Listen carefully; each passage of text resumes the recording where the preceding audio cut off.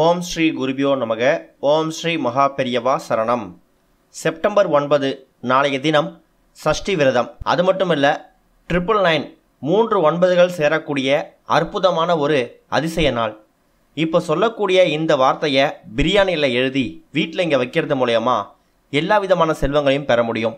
என்ன எழுதணும் அப்படிங்கிறத பற்றி தெளிவாக தெரிஞ்சுப்போம். அதுக்கு முன்னாடி நம்மளோட வீடியோஸை இப்போ தான் நீங்கள் ஃபஸ்ட் டைம் பார்க்குறீங்க அப்படின்னா மறக்காமல் சப்ஸ்கிரைப் பண்ணிக்கோங்க. தொடர்ந்து இது மாதிரி அப்டேட் தெரிஞ்சுக்கிறதுக்கு பக்கத்தில் இருக்கக்கூடிய நோட்டிஃபிகேஷன் பெல்லையும் கிளிக் பண்ணிக்கோங்க. இப்போ பிரியாணி இலையில் எந்த நேரத்தில் என்ன எழுதணும் அப்படிங்கிறத பற்றி தெளிவாக தெரிஞ்சுப்போம். மாதத்தில் 15 நாட்கள் வளர்பிறை திதியும் 15 நாட்கள் தேய்பிறை திதியும் வரும். அந்த திதிகளுக்குரிய தெய்வத்தை அந்த தினத்தில் வழிபாடு செய்கிறவங்களுக்கு அந்த தெய்வத்தோட அருள் அப்படிங்கிறது பரிபூர்ணமாக இருக்கும். அந்த வகையில் முருகனுக்கு உகந்த திதியாக கருதப்படுவது சஷ்டி திதி. சஷ்டி திதி அன்னைக்கு முருகனை வழிபாடு செய்கிறவங்களுக்கு முருகப்பெருமான அருளால் மிகப்பெரிய வரம் கிடைக்குமா. சஷ்டிலேயே தேய்பிறை சஷ்டி, வளர்பிறை சஷ்டின்னு 2 இருக்குது. வளர்பிறை சஷ்டி தான் ஒரு மாதம் வரக்கூடிய பெரிய சஷ்டி. குழந்தைய பாக்கியம் இல்லாதவங்க, திருமணம் அமையாதவங்க, நல்ல வேலை கிடைக்காதவங்க, ஊதிய உயர்வு வேணும்னு நினைக்கிறவங்க எல்லாருமே இந்த வளர்பிறை சஷ்டி விரதத்தை தான் எடுப்பாங்க. வளர்பிறை சஷ்டியில் முருகப்பெருமான் நினச்சி விரதம் வந்து வழிபாடு செய்கிறவங்களுக்கு பல நன்மைகள் கிடைக்கும்.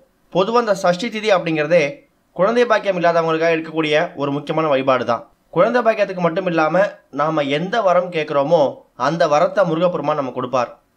இதுக்காக விரதம் வந்து வழிபாடு செய்கிறவங்க பல பேர் இருக்காங்க.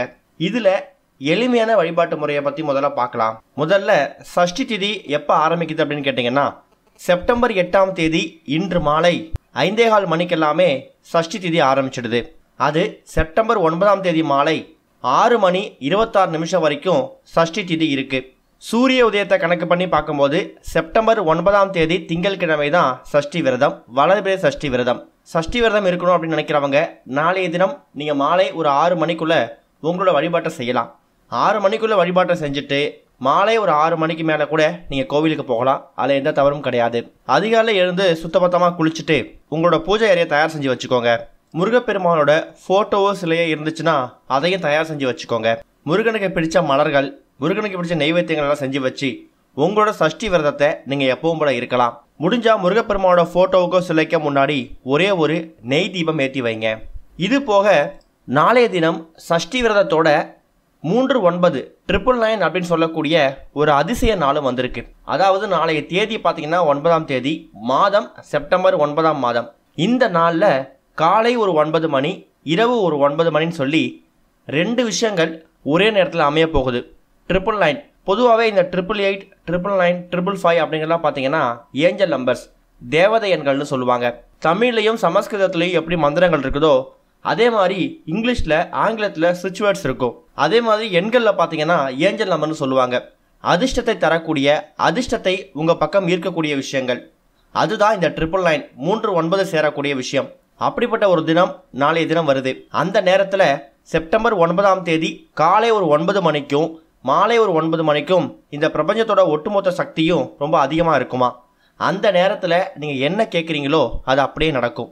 நாளைய தினம் சஷ்டி விரதம் எப்பவும் போல முடிச்சிருங்க.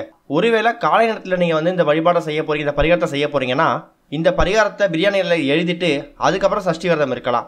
ஒருவேளை காலை நேரத்தில் இந்த பரிகாரத்தை செய்ய முடியலன்னா எப்பவும் போல சஷ்டி விரதத்தை முடிச்சுட்டு நாளைக்கு இரவு 9 மணிக்கு கூட இதை பிரியாணியில் எழுதலாம்.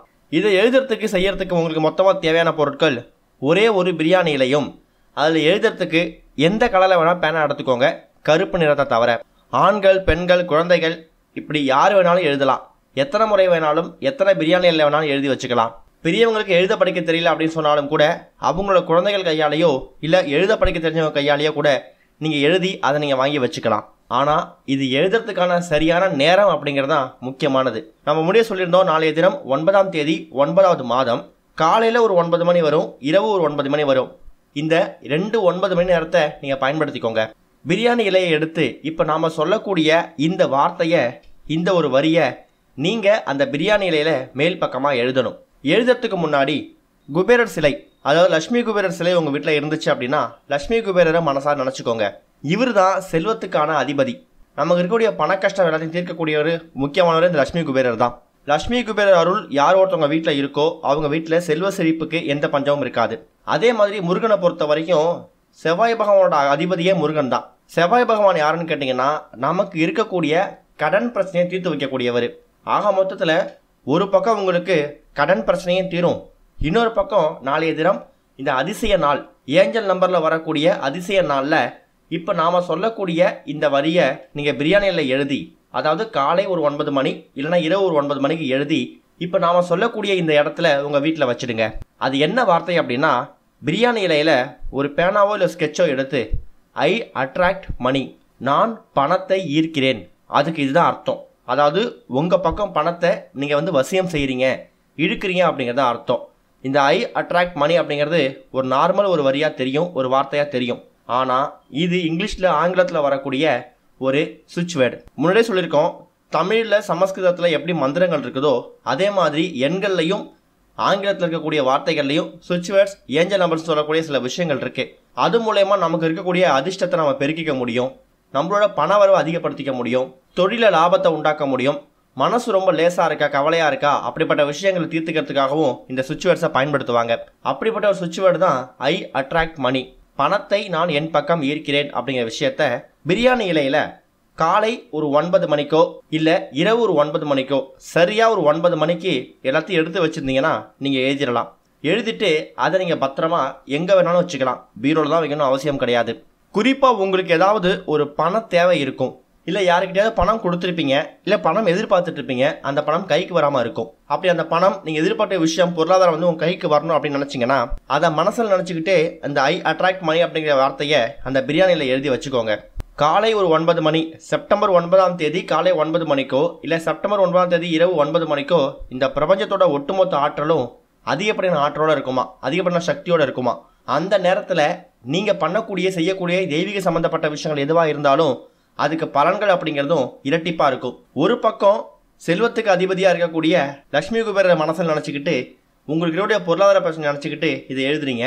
இன்னொரு பக்கம் நாளைய தினம் சஷ்டி விரதம் முருகனுக்குரியது, செவ்வாய் பகவான் கடன் தொல்லை தீர்க்கக்கூடியவர், அவருக்குரிய அதிபதி யாருன்னு கேட்டிங்கன்னா முருகப்பெருமான் தான், அவருக்குரிய சஷ்டி விரதம் அன்னைக்கு இதை எழுதுறீங்க. இப்படி பல நன்மைகள் வர இப்படிப்பட்ட ஒரு நாள் திரும்ப வராது. ஒருவேளை காலை ஒரு 9 மணிக்கு எழுத முடியலையா, பரவாயில்லை, இரவு சஷ்டி விரதம் முடிஞ்சிருந்தாலும் முருகனை நீங்கள் கும்பிட்டுட்டு மாலை ஒரு 6 மணிக்குள்ள முருகனை கும்பிட்டுட்டு இரவு ஒரு 9 மணிக்கு பிரியாணி இலையில் இந்த வார்த்தையை எழுதி வச்சுக்கோங்க. கூடிய சீக்கிரம் உங்களோட பணத்தேவை பூர்த்தியாகும், எதிர்பார்த்துடைய பணம் கைக்கு வரும். அப்படி வந்ததுக்கு அப்புறமா அந்த பிரியாணி இலையை உங்கள் வீட்டோட தோட்டத்துலேயோ இல்லை அடுப்புலையோ ஒரு சின்னதாக ஒரு தேங்காய் ஓடு இருக்கு இல்லையா, அதில் வச்சு கற்பூரம் வச்சு எரிச்சிடுங்க. இது பண வரவு கிடைச்சதுக்கு அப்புறம் அது வரைக்கும் அந்த பிரியாணி இலை உங்கள் கையிலே இருக்கட்டும். அதுக்கப்புறமா மறுபடியும் உங்களுக்கு எப்போ பண தேவை இருக்கோ அப்போ இதே மாதிரி ஒரு மேஜிக் டே, ஒரு அதிசய நாள் வரும். அன்றைய தினம் இதை நீங்கள் பயன்படுத்திக்கோங்க. ஓம் ஸ்ரீ குருபியோ நமக. ஓம் ஸ்ரீ மகா பெரியவா சரணம்.